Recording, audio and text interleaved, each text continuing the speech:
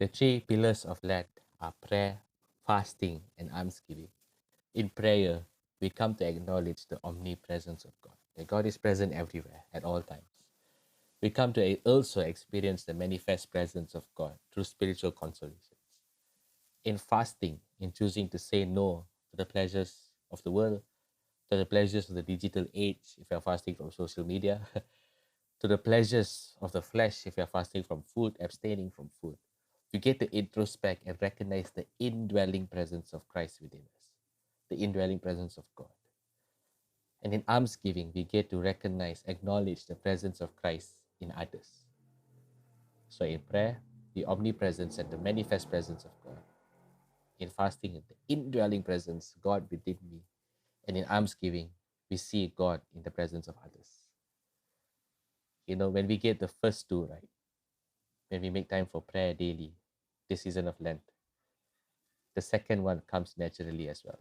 Fasting is not dieting, fasting is not a mere chore, fasting is not something we merely endure for these 40 days of Lent.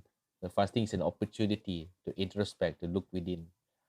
Yes, to see some of the issues, to recognize some of the issues within us, but to look much deeper and to recognize the presence of God, the indwelling presence of God.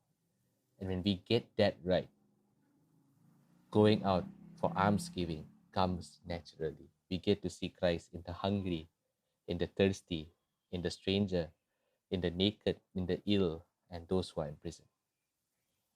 We get to see Christ in them. We get to minister to Christ who lives in them by giving food to the hungry, drink to the thirsty. And we will be able to rest in the blessed assurance that on that day, when my time comes, Christ will say to me, Amen, I say to you, whatever you did for one of these least brothers of mine, you did it for me. You did it for me. There are many out there today, brothers and sisters, who are hungry for the Lord, who are thirsting for the Lord, who long for the eternal word of Christ, who long for the hope in Christ. There are many who are depressed and anxious, who go through clinical depression, clinical anxiety, and they are longing for the spiritual food, for the spiritual drink, for the spiritual medication that can heal them. This season of Lent, let us experience and encounter and share the divine mercy of Christ.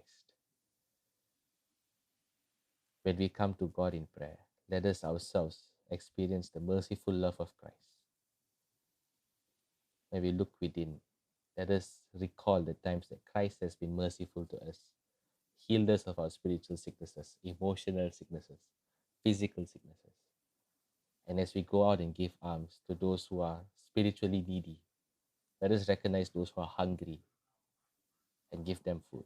Let us recognize those who are spiritually thirsty and give them drink. For in all those who are away from God, apart from God, there is a desire for God deep within. And Christ on that cross unites himself with that deep desire in all those who are away from him. For Christ thirsts for the salvation of all souls.